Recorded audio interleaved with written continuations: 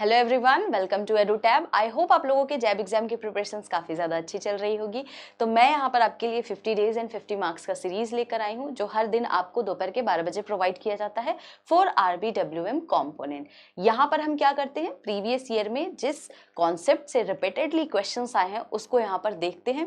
साथ के साथ हम ये भी देखते हैं कि किस तरीके के क्वेश्चंस थे, उसको यहाँ पर डिस्कस करते हैं, कॉन्सेप्ट को समझते हैं, ताकि आपके लिए काफ़ी ज़्यादा ये फ्रूटफुल हो जाए for the exam point of view. तो अभी तक जिन लोगों ने भी हमारे YouTube चैनल को सब्सक्राइब नहीं किया है, सबसे पहले जाएं, और सबसे बड़ा काम यही होगा आपका आज के लिए कि आप हमारे YouTube चैनल को सब्सक्राइब करेंगे, ठीक है, ताकि आपको टाइमली नोटिफिकेशंस मिलता रहे। मैं आपको यहाँ पर बता दूं कि हमारा पेड कोर्स आ चुका है, तो जिन लोगों को भी अगर हमारा पेड कोर्स अवेल करना है तो लिंक हमारा डिस्क्रिप्शन बॉक्स में है, जाकर हमारे पेड कोर्स को अवेल करें। वहाँ पर आपको लाइव क्लासेस प्रोवाइड किए जाएंगे, रिकॉर्डेड वीडियोज़ होंगे, कॉन्सेप्ट नोट्स होंगे, और इतना ही नहीं, आपको full length mock test, chapter wise MCQs, सारी चीज़ें आपको यहाँ पर प्रोवाइड की जाएगी। यानी कि वन स्टॉप सॉल्यूशन होने वाला है आपके लिए। ये आपके एग्जाम के प्रिपरेशंस के दौरान काफ़ी ज़्यादा आपको ये कोर्स हेल्प करने वाला है। तो जाएं और हमारे इस कोर्स को अवेल करें। मैं आपको एक और अच्छी बात बता दूं कि जब आप पेड कोर्स अवेल करेंगे तो आपको यहाँ पर डिस्काउंट भी मिलने वाला है। तो वेट किस चीज़ का कर रहे हैं, जल्दी से जाएं और हमारे पेड कोर्स को अवेल करें। तो चलिए आज हम आगे एक नया कॉन्सेप्ट देखेंगे। तो यहाँ पर मैं रेमिटेंस प्रोडक्ट के बारे में कुछ बात करने आई हूँ, यानी कि हम यहाँ पर एक टॉपिक लेकर आए हैं BBPS। अब ये BBPS क्या होता है, इसके बारे में थोड़ा सा हम यहाँ पर देखने वाले हैं। यानी कि इसका फुल फॉर्म क्या होता है, भारत बिल पेमेंट सिस्टम। क्या है ये भारत बिल पेमेंट सिस्टम? तो यहाँ पर आप देखेंगे ये जो भारत बिल पेमेंट सिस्टम है ना, ये कॉन्सेप्ट किसके द्वारा लाया गया था? तो मैं आपको बता दूं ये कॉन्सेप्ट RBI के द्वारा लाया गया था, बट इसको इम्प्लीमेंट किसके द्वारा किया गया है? तो आप सभी को पता होगा, NPCI के द्वारा, यानी कि national payment corporation of India, right.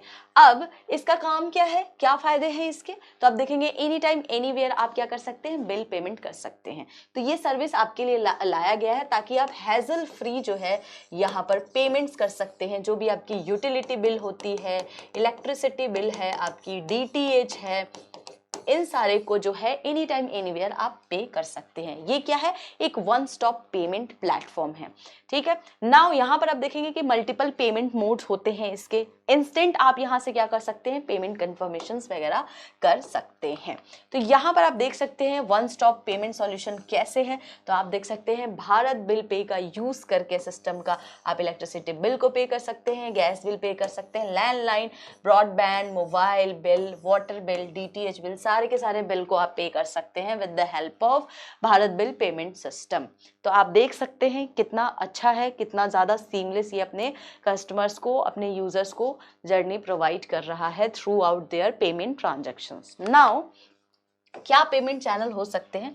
तो इसके पेमेंट चैनल इंटरनेट हो सकते हैं, इंटरनेट बैंकिंग हो सकता है, मोबाइल हो सकता है, मोबाइल बैंकिंग हो सकता है, पॉस मशीन भी हो सकता है, ठीक है। अब यहाँ पर हम कुछ पार्टिसिपेंट्स के बारे में बात करेंगे। इसमें ना कुछ की पार्टिसिपेंट्स होते हैं, उनकी रूल्स, उनकी रिस्पॉन्सिबिलिटीज क्या क्या है, उसको हम यहाँ पर देखने वाले हैं। तो सबसे पहले आप देखेंगे Bharat bill payment central unit. क्या है ये? तो आप देखेंगे ये आपको देखेंगे कि इसको जो है किसके द्वारा मैनेज किया जा रहा है, तो NPCI के द्वारा। अब इनका काम क्या होता है, Bharat bill payment central unit, यानी सेंट्रल यूनिट का काम यहाँ पर क्या है? तो इनकी रिस्पॉन्सिबिलिटी है जो भी रूल्स एंड रेगुलेशंस आते हैं regarding Bharat bill payment system, उसको यहाँ पर जो है इंश्योर करना, उनको हैंडल करना सेंट्रल यूनिट का यहाँ पर क्या होता है, काम होता है। तो उसको हम क्या बोलते हैं, Bharat bill payment central unit. Now next one is the Bharat bill payment operating unit. Operating unit कौन कौन से हो सकते हैं? बैंक भी हो सकती है, नॉन बैंक भी हो सकती है। अब ये क्या करते हैं? तो ये यहाँ पर कस्टमर्स को हेल्प करते हैं, यानी कि बिल पेमेंट करने में कस्टमर को यहाँ पे हेल्प करते हैं। जो भी इलेक्ट्रिसिटी बिल वगैरह इनको पे करना है उसमें आप देखेंगे ऑपरेटिंग यूनिट इनको हेल्प करती है। और दूसरा जो बिलर होते हैं हमारे, यानी कि मान लीजिए एक कस्टमर ने जो इलेक्ट्रिसिटी बिल पे किया, तो किसको पे किया है, बिलर को पे किया है, यानी कि बिलर के अकाउंट में यहाँ पर पैसे जाएंगे, ट्रांजैक्शंस होंगे, राइट।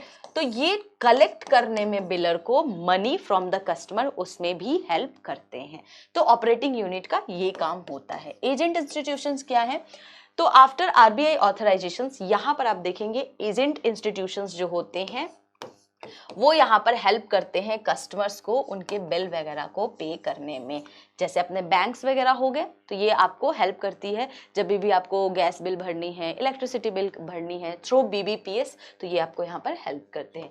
एजेंट कौन कौन से हो सकते हैं यहाँ पे, तो आप देखेंगे जो भी आपके आसपास करीबी जो भी बैंक ब्रांचेस होंगे या कोई कलेक्शन सेंटर होगा, ठीक है, यहाँ पर एजेंट आउटलेट्स होगा, तो आप वहाँ पे जाके भी यहाँ पर क्या कर सकते हैं, अपने बिल्स वगैरह को पे कर सकते हैं।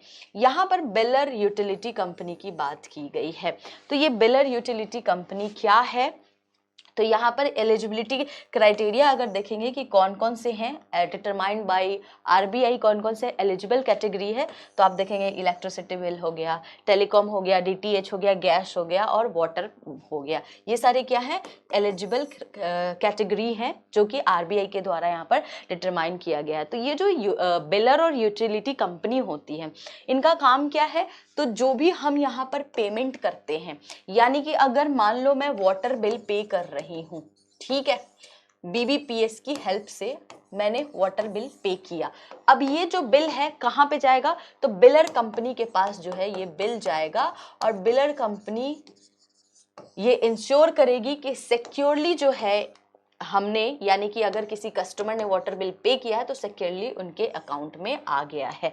तो ये होता है आपका बिलर और यूटिलिटी कंपनी, यानी कि आप वहां पर क्या करते हो, पैसे को ट्रांसफर करते हो, अपने बिल को पे करते हो, ठीक है। तो ये थे कुछ की पार्टिसिपेंट्स। आई होप आपको ये की पार्टिसिपेंट समझ में आए होंगे।